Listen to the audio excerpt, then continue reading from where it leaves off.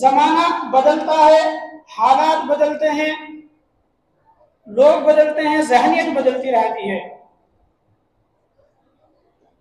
ज़रूरतें बदलती रहती हैं, लोगों के मिजाज बदलते रहते हैं, सारी चीज़ें बदल जाती हैं। हम लोग इस्लाम को मानने वाले हैं। 1400 साल पहले एक किताब हमारे पास आई, अल्लाह तबारक व तआला ने नाज़िल की। कुरान ने कहा अल-यौमा अकमलतु लकुम दीनकुम व अतममतु अलैकुम निअमती, दीन तो मुकम्मल हो गया, दीन भी मुकम्मल हो गया। और इस दीन की जिस शख्स ने तशरीह की है, जिसे हम नबी आलम सल्लल्लाहु अलैहि वसल्लम कहते हैं, वो भी अब इस दुनिया में मौजूद नहीं है।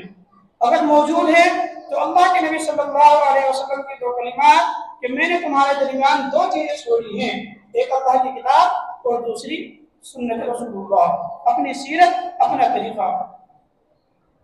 तो हालात भी बदलेंगे, जमाना भी बदलेगा, मिजाज भी बदलेंगे, ख्यालात भी बदलेंगे, लेकिन शरीयत यही रहेगी, दीन यही रहेगा, उसूल यही रहेगा। कुरान में अल्लाह ने जो उसूल बयान कर दिया वही उसूल क़यामत तक रहेगा।